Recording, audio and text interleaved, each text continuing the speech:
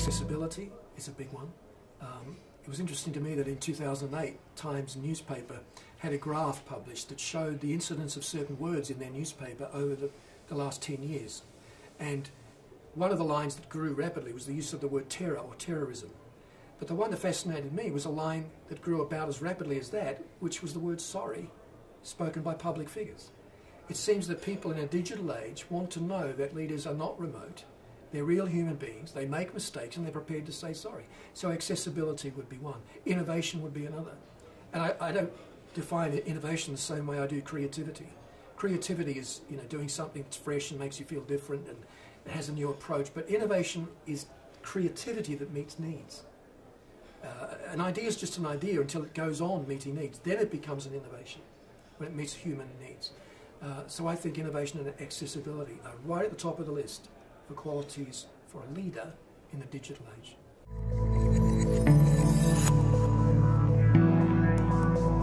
Well, that'll be a toss-up between several things, between virtual reality, between robotics. Let's not forget that 12 years ago Sony couldn't get a robot to walk. Now they've got a whole wing of their research faculty in Japan devoted to what they call robot anthropology, a study of how robots will interact with you and I at every level of life. Let's not forget that we've got drones now being built to rescue soldiers on the battlefield. Let's not forget we've got nanobots being built to inject into the bloodstream to identify and take out dangerous germs and dangerous conditions.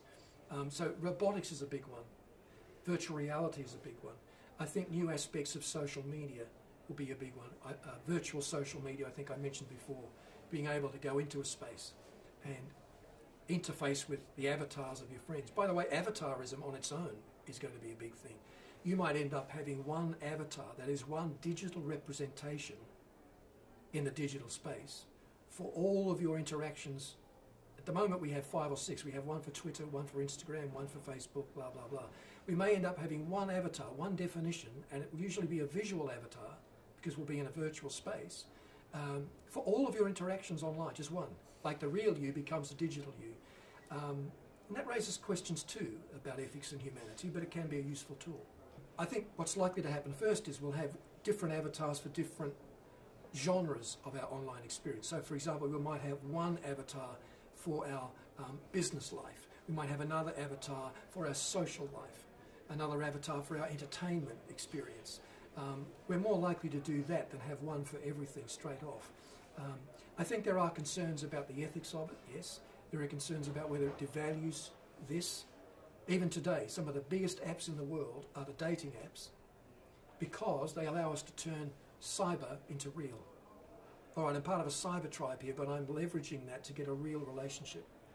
And so people are looking still for the eyeball time. They're looking for face-to-face. And technology, I think, should serve that.